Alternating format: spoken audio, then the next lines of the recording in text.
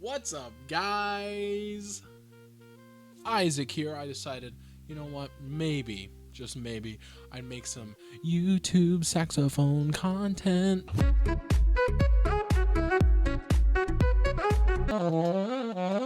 Because there's not enough of that, except there's more than enough, and we don't need me.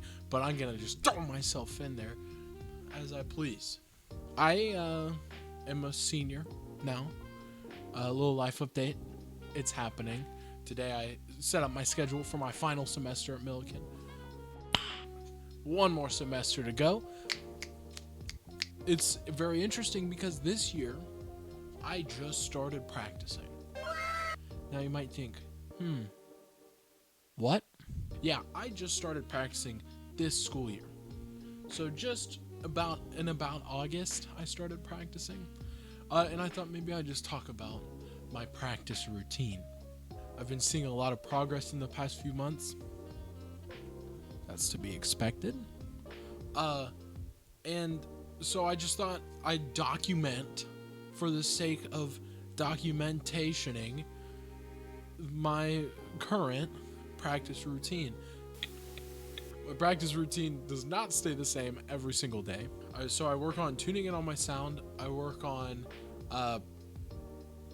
saxophone playing, getting these little guys going. You see these little things? So I practice for about 2 hours every day, except Tuesday and Thursday, where I don't practice because I play for about 5 to 6 hours in ensembles. And then on Wednesdays, I do practice, but I do only transcription or improv work. So on Friday, Saturday, Sunday, and Monday, these are the days that this pertains to.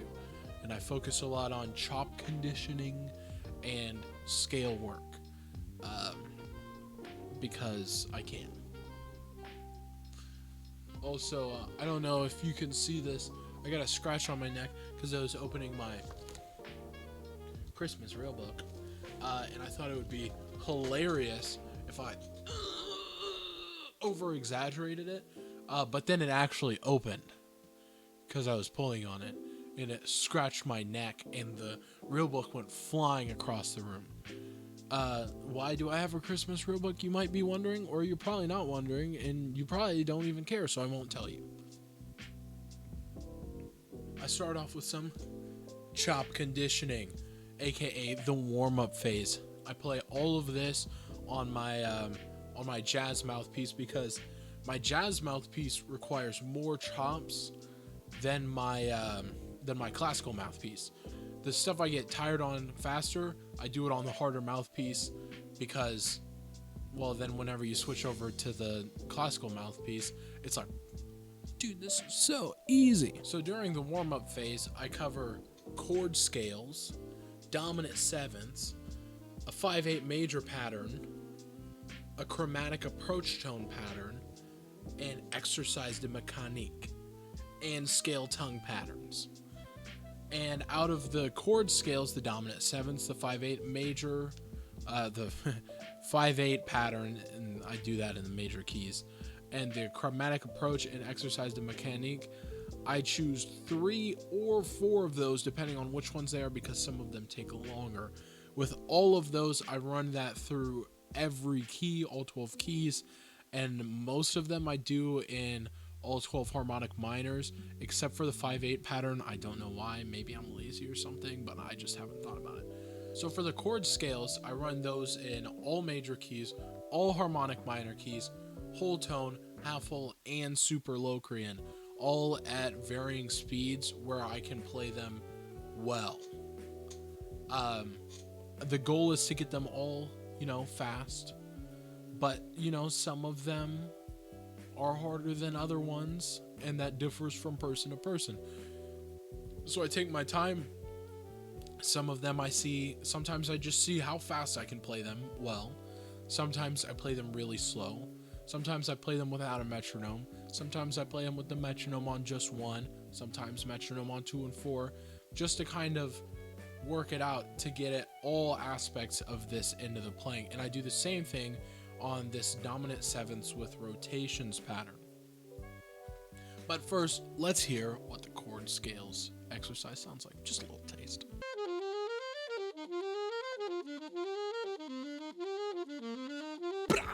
Wasn't that awesome? Now into the dominant sevenths.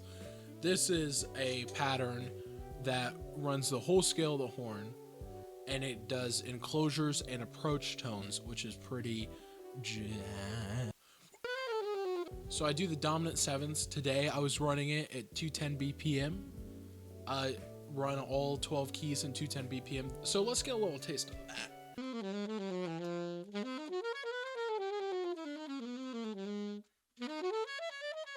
Up next is this little 5/8 pattern. Let's hear that.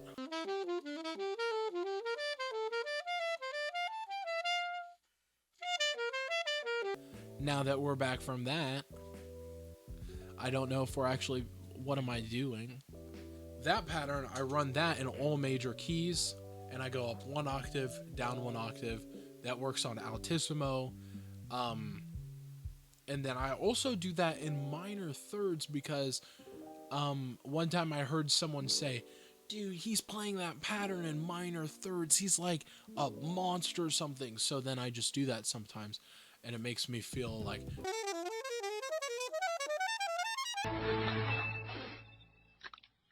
Dude, how do you feel? The next thing I do is chromatic approach tones. So let's get a little taste of that.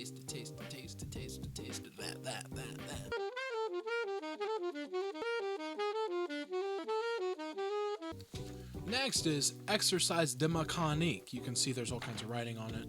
Blah, blah, blah, blah, blah, blah, blah. This packet, I wonder if I can get it. Nope, I don't care. You don't get to see. I will play a little bit of this. We'll give it a little taste. But this little packet is like so boring.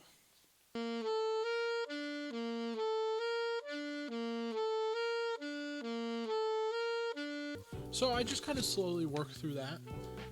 You know, there's all kinds of stuff to unpack in there. Great stuff. Then we do, I do this pretty much every single day. It's a scale tongue patterns. Here's what that sounds like. Now that we're back from that.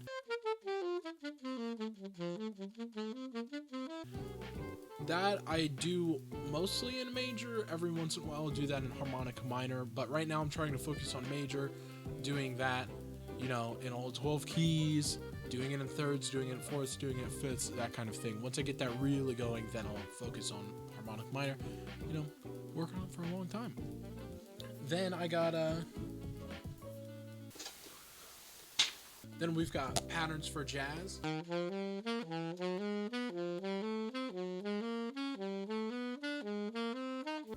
Then I work on something called les gammes.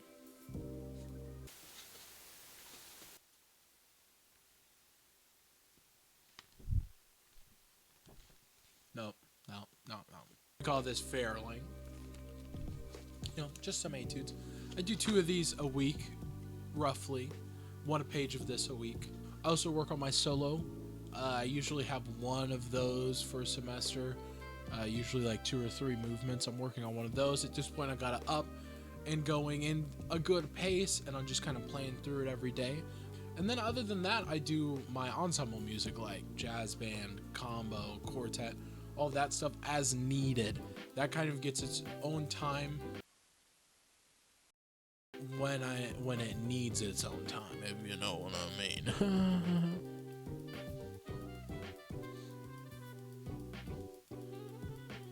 Yeah, so that's pretty much my practice routine. So this practice routine started about, I was doing 30-minute segments at the start of the semester. Now I usually do about just 2 1-hour segments. 1, because it's easier, and 2, because my chops can handle it. On this week, I've been doing an hour and a half and a half-hour segments. You know, it just, as I can, I just practice for as long as I can. Once my chops are tired, you know, I stop. Sometimes I keep going until I just absolutely can't play. But once my chops are really getting tired, I finish up what I'm doing, stop, come back later, and pick back up where I left off. That's pretty much, you know, my practice routine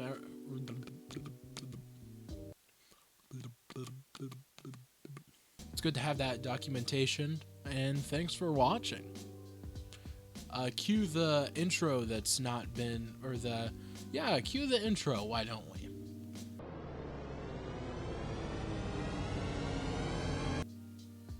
Now let's cue the outro, the one that hasn't been made yet. I don't know what it's like, but you will hear in about 5 seconds.